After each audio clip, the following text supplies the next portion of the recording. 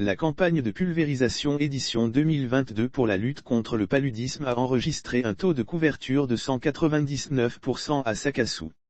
L'information a été livrée par le superviseur de campagne de pulvérisation intra-domiciliaire, PID, Dr Traoré Mamadou, à l'issue de la troisième campagne qui a lieu dans le département de Sakassou.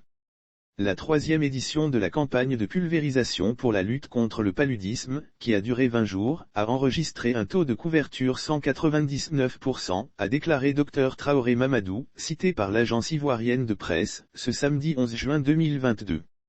Lutter efficacement contre le paludisme dans le cadre du Programme national de lutte contre le paludisme, PNLP, la campagne de PID a été menée à Sakassou, district fortement endémique du 16 mai 2022 au 6 juin dernier. Satisfait des résultats de l'édition, Dr Traoré s'est félicité du bon déroulement de la campagne et de l'implication de l'ensemble du corps préfectoral.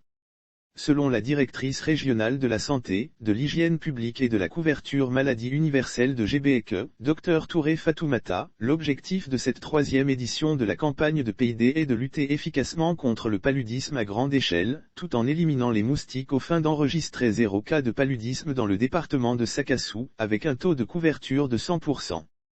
Les deux premières éditions ont enregistré respectivement des taux de couverture de 90% et 95,60%. Pour rappel, le plan stratégique national de lutte contre le paludisme de la Côte d'Ivoire a identifié la PID comme l'une des stratégies de lutte antivectorielle pour contrôler et éliminer le paludisme du pays.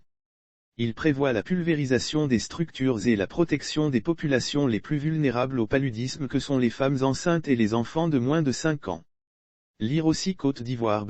baisse du paludisme, Dr Tanoméa Antoine, PNLP, explique pourquoi les deux premières éditions de cette opération se sont déroulées en 2019 et 2021, ont enregistré respectivement des taux de couverture de 90% et 95,60%. Ces différents taux ont été jugés satisfaisants par les différents partenaires, PMI / USAID et Victor Lynx, au regard de l'objectif de 85% de taux de couverture fixé par l'Organisation mondiale de la santé, OMS.